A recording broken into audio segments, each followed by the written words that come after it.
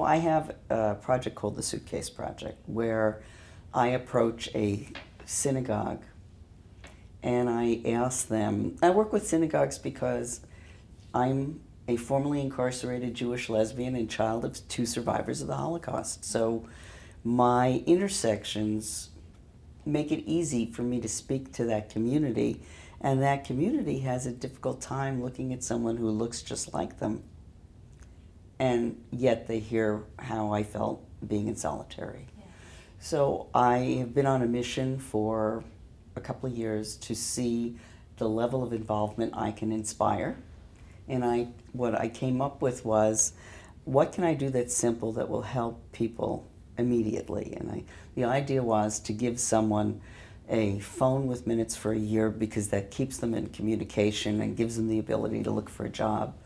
A computer so they can, again, look for a job, write up a resume, and $600 worth of gift certificates, which include food, clothing, toiletries, transportation in cities. Yes, but that's just a beginning.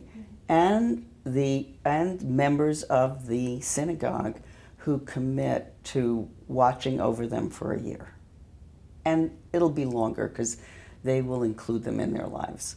So I've done 3 of these. I've seen its success and I've seen its shortcomings. And its shortcomings are that people need a lot more help than this.